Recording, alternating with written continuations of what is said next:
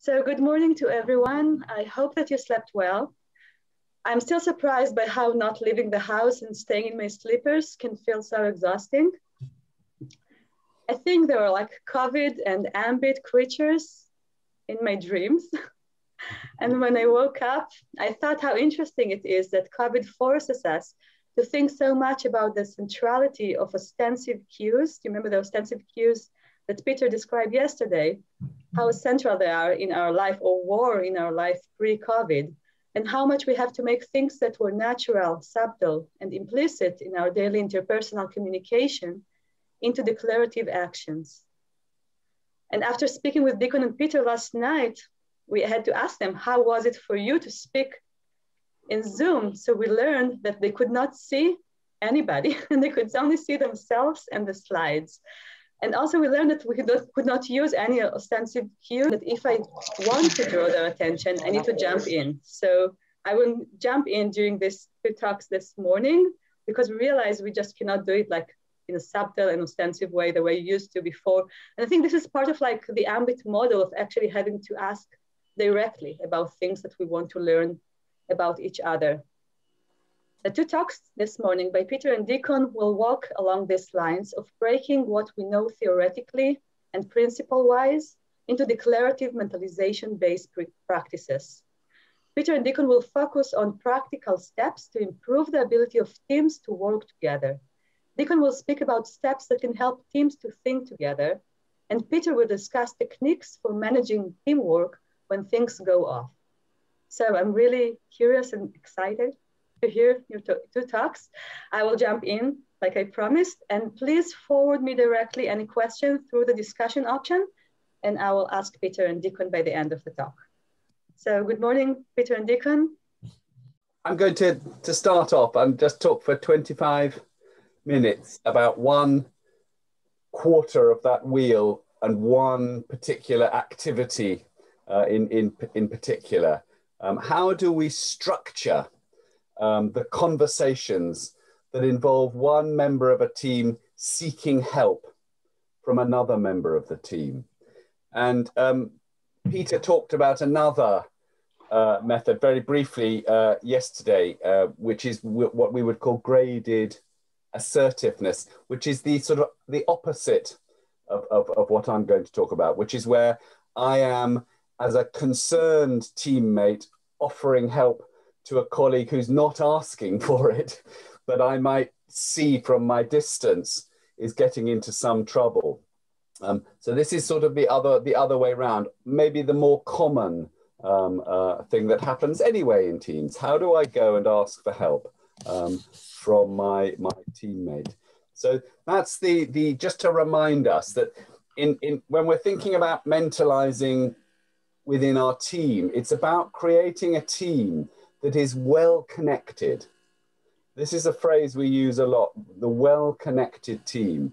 And it's a team that is not all the same, but that has some understanding of each other's difference and has some systematic way of kind of learning about what works for my teammate Jackie, what works for my teammate Dave, what works for my teammate Suzanne. And we begin to kind of have a systematic way of working out how to support each other's mentalizing, on the assumption that mentalizing is fragile, and that the reason it's particularly fragile in our work is that this is worrying work that we do. We're not working with constructing some plastic piece of machinery where the only worry is that the conveyor belt might not work. The bad things happen. So we want to really validate the experience of worry. And I know Peter stressed this yesterday, so I'm not going to continue to go on to it. But really, the worker who takes a macho stance to the work, that worry is an indication of failure and things, they're the worker to worry about. And there's another thing that, again, it's a little bit cheesy, this slide, but there is this kind of process that I sometimes call sentimentalizing, where there's a sort of myth that mentalizing is about my individual heroic strength, that I approach the difficulties in a family or a young person with this kind of sword of mentalizing, that because I am very good at mentalizing, I create this connection of epistemic trust in the child. And because I've created epistemic trust, some learning and generalization happens, and they actually try something different after their session with me in the real world. And when they try this out in the real world, I'm lucky enough that they then get some positive feedback, that instead of screaming at their father, they ask their father what's happening. Some small change, but it works. And they get positive feedback. And this is, in a sense, learning. I try something different, it works, I do it again. But the idea that this is really about, you know, something that I cause through my mentalizing strength, we would argue is highly risky and is to be avoided. And Peter's already showed you this, so I won't kind of go over it again, but this idea of the team around the worker, that whoever is that person in the middle of the circle, looked at through the eyes of the client, who has epistemic trust, this is by definition an ambiguous place to be. There are marvelous experiences to have a young person express trust in me, and it's a huge responsibility and potentially quite risky, both for me and the young person.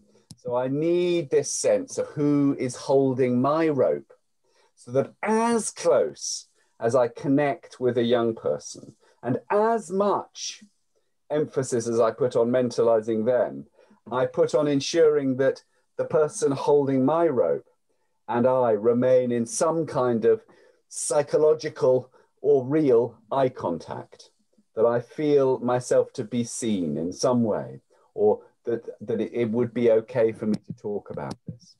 So what I want to talk about is just one exercise. I think it's the most important one, which is a part of this, what we would call systematic work to create and sustain this notion of a team that is well connected. And we've already talked about the fact that AMBIT teams tend to validate the experience of worry in worker, to reduce the fear or actual experience of professional shame, that if I feel upset in this work, it means that I'm not so good at it as Peter. It creates a culture where we value the capacity to mentalize in this work, where so often we respond to the challenges in the same way that we would respond to a tiger. Evolutionarily, the threat of a professional complaint against me and the threat of a tiger are pretty much the same as far as my brain is concerned, which is not helpful. We recognize and take seriously the fragility of mentalizing.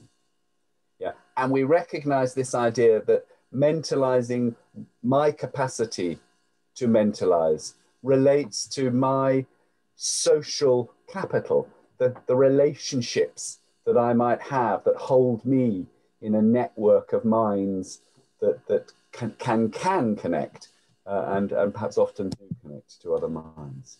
So, you know, in ways, I think if I was going to summarize AMBIT as in a single sentence, it would be taking our colleagues' minds as seriously as the minds of our clients.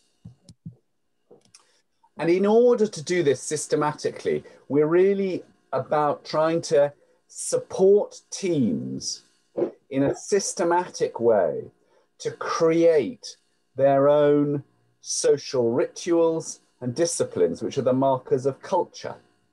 That, if you like, a team, a small trusted group who have a shared task and a shared understanding of that task, can work systematically over time to build their own sense of what holds us together. It's not that we all have to wear the same clothes. It's not that we all have to do the same thing at the weekend. It's not that we all have to have the same marital status, but there are certain things that this team does that are ostensive cues to each other that mark the fact we work in this particular context. We talked about our ideas about the mountain, but in many ways, what we've drawn on are big systems like the airline industry, who are very focused on how do we learn? How do we become an organization that learns from accidents, learns from risk, and constantly and consistently builds improvement? This slide is slightly old, but I like it because it reminds me of the days when the United Kingdom won medals for cycling in the Olympics. This man, Dave Brailsford, was the coach, and he had this lovely approach to how he made people go faster, which was to look at the hundreds or even thousands of tiny bits that come together to make a person go more quickly on a bicycle.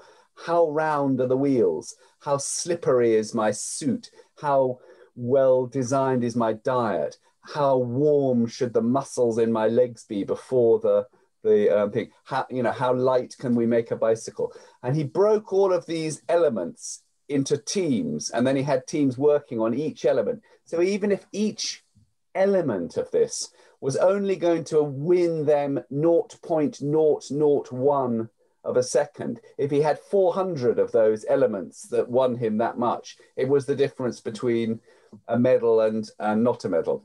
And anyway, I like this slide because it comes from before the days that we realized that the United Kingdom cycling team was also taking illegal drugs to make them go faster. So we like to forget that small part. But the aggregation of marginal gains. And in a sense, I think what AMBIT is about is trying to find small iterative ways to build on how we do what we do in a conscious, explicit way.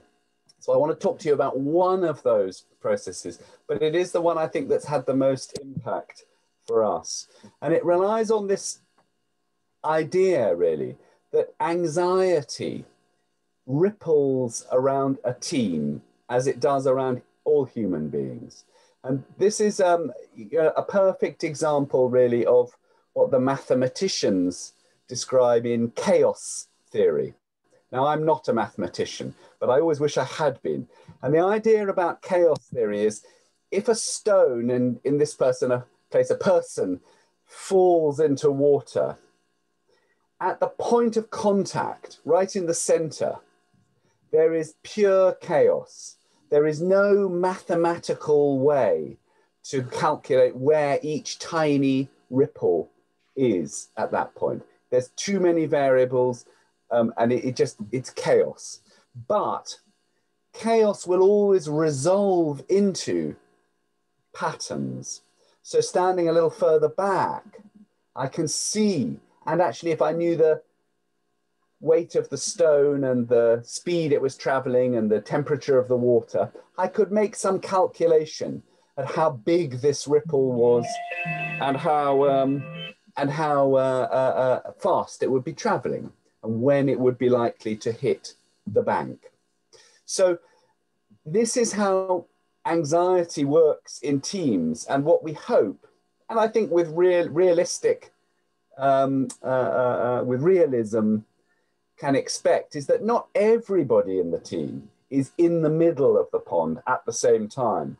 And the difference between team members, the fact that you and I, in this picture, we're on the bank, we're looking out, we can see things from the perspective of the person sinking there that they can't see perhaps. We can perhaps see the patterns, the things that are likely to occur, whereas they're in the middle of this non-mentalizing chaos.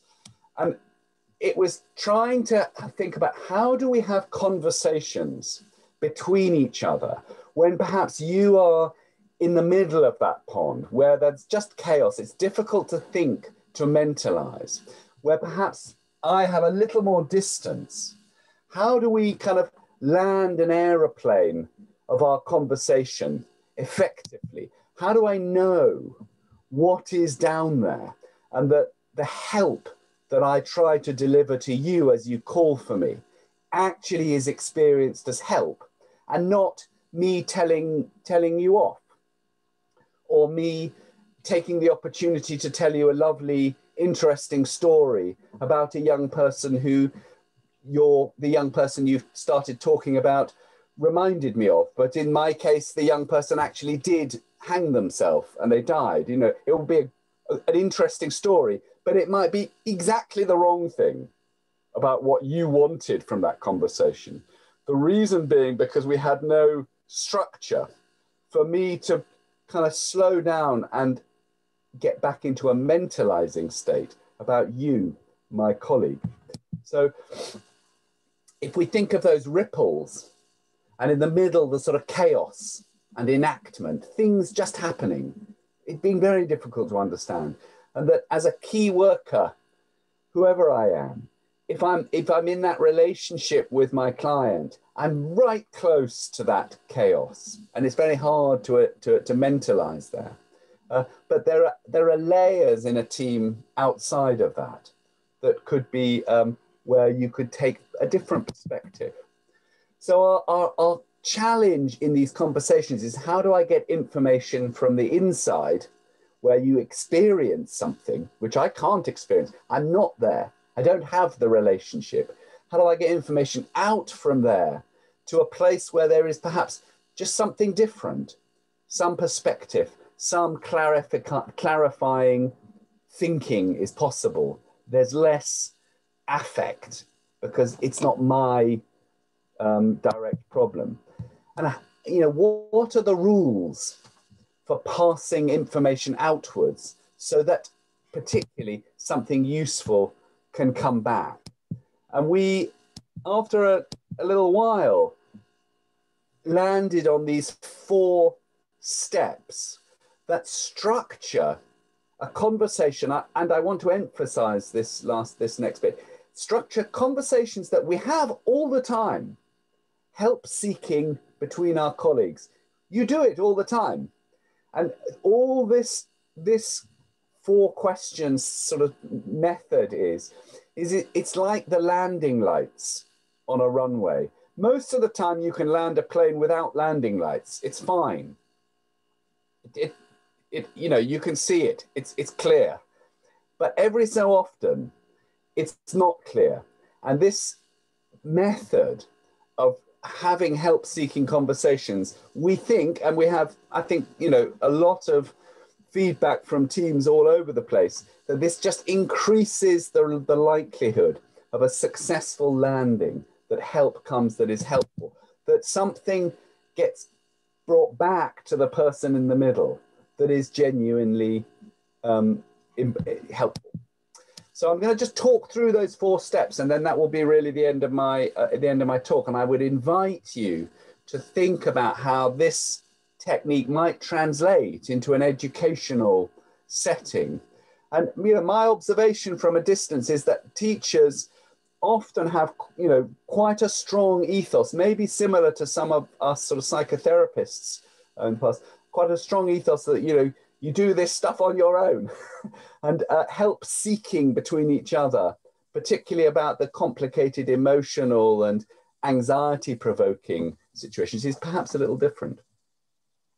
So step 1, marking the task. You remember this phrase Peter used, ostensive cueing. That's marking. So it's about rooting ourselves in the here and the now. And in ways, marking the task is very simple. Are you free to talk to me? I've got a problem that I want help with.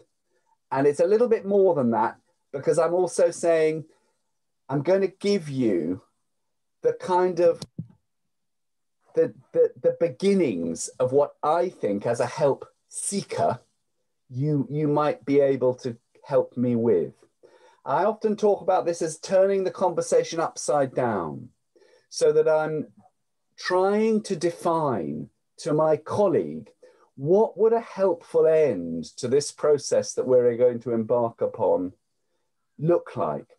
What kind of help do I think that I want? And in order for me to do that as a help seeker, if I'm trained to use thinking together, these 4 steps, I'm kind of forced into this idea that I have to, first of all, start mentalizing myself a little.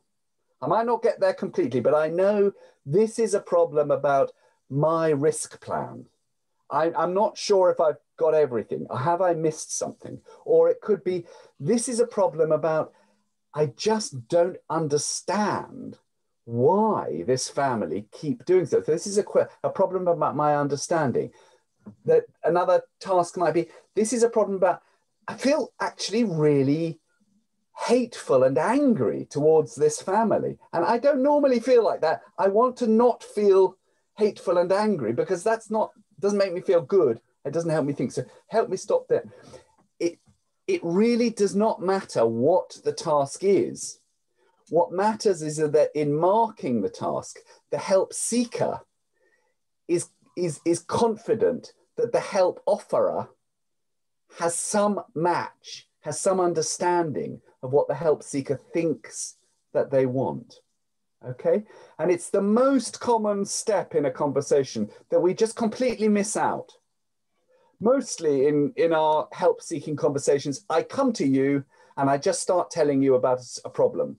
Well, God, I saw this family today and it was terribly difficult. You know, you would not believe how complicated this family is. I mean, they have a dog and they have a house and they have this, and the brother and the brother-in-law and the father's job and the child is this.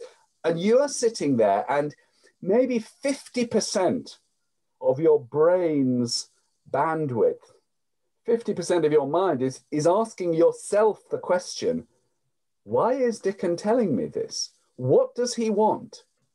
So I have already depleted the amount of attention, mentalizing attention, that you can apply to what I think I want. And I've left you with this task of trying to decipher, why am I even telling you this? Because I've not marked my task. So when we've agreed that we've got some understanding, then we move to the second step, which is called stating the case. This is the telling of the story, the telling of what's going on. Yeah, it may be, depending on what the task is, it may be an account of a young person's early history and learning summarized, or it may be a much more detailed description of a specific confrontation. It depends on what the task is, but you tell the story. And most help-seeking conversations actually begin with a version of this. In thinking together, that first step can feel very tough. If I come to you and I'm anxious, I start talking and you say, hang on, Dickon, can you mark a task first? It can take a little bit of me going, oh, hang on, okay, why am I coming to you? What is the task? What's your task? You're forcing me to kind of mentalize a little. And unless you had a training in this together, it's easy for me to feel, why are you being so difficult? Just listen, okay? The second step is also quite tough, state the case, because we kind of teach people when you do this is that these are real conversations in real time. None of us have, you know, an hour to talk about this material unless we're very lucky or unless we've set it up like that. Mostly we might have 10 minutes, 5 minutes. So we need to get as much help out of that small amount of time as possible. So there is a contracting that when I do tell you the story, state the case, I will keep it to what we call the bones, just the important bits. And you as the helper are kind of empowered to say, Dickon, I think we're getting into storytelling. It is a very common thing with our work that we fall in love with the stories. They're marvelous, extraordinary, fascinating. And it can become, in mentalizing terms, a pretend mode that you just lose ourselves in the incredible complex stories of our clients. It's very tempting. Is it really helping in the way that we want? Okay. Deacon, I'm sorry, I'm jumping in. Yeah. I'm reminding you of 5 more minutes and then we will switch. That's great. Thank you. So the third step of this, after we've marked the task, stated the case in this boundaried, keeping to the bones bit, is to mentalize. So when I'm working with a colleague, I often try to actually change my posture and change the tone in my voice. Mentalizing happens in conditions of relative calm. So I might just sort of kind of just sit back a little bit if I'm seated, or I just change the tone in my voice. Okay, let's just kind of mentalize a moment. And the first instruction in this step is, I don't mentalize the young person or the family. I mentalize, if I am the helper, I mentalize you. You are here.